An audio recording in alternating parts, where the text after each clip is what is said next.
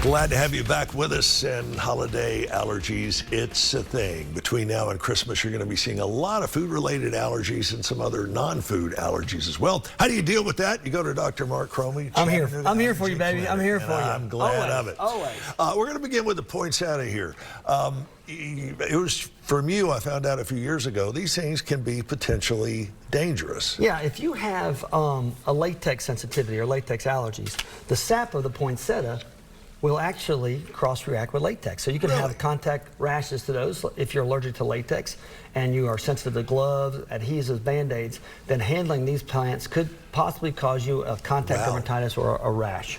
And that could be left on, you're dropping stuff over there. Well, thank God we have an EpiPen to treat this terrible rash. All right, food-related allergies. What really trips the trigger as far as that's concerned this time of year? All right, so this time of year, it's potluck, okay? People are coming to grandma's house, they're bringing a pie that might have nuts in it. Your child might have allergies, so you don't know exactly what they're getting. So it's always important, A, to make sure you know what your child or you are ingesting if you have food allergies, and make sure you always have an auto-injector of epinephrine available. Now, the good news is, Chip, we've got some new things on the market now that we've talked about before. People get tired of stabbing themselves with a 1-inch needle, although it saves your life. It does hurt, and I've done it on stage, and here, I've done it here at the office on TV. But now we have the nasal spray, or Neffy.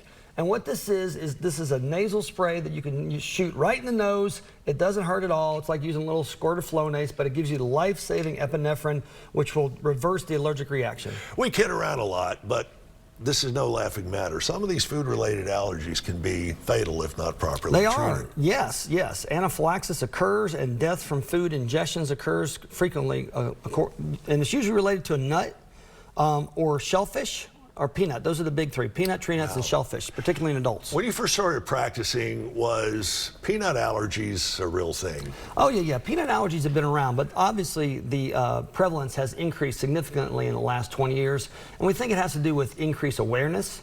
Also, better diagnostic testing. People are more prone now to go to an allergist rather than just live in fear.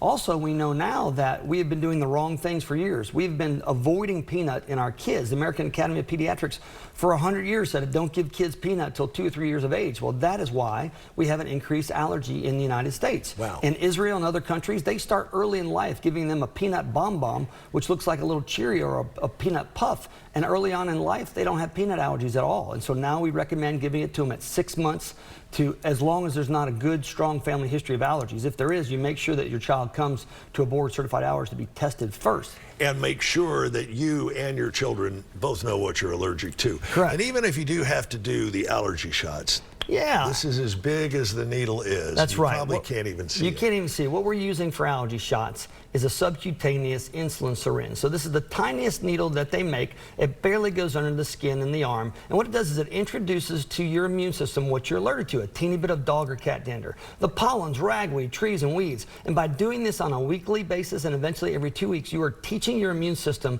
to quit overreacting to the pollens in the world that you live with. And so it's more of a cure. Insurance companies cover it, so this is the time of year.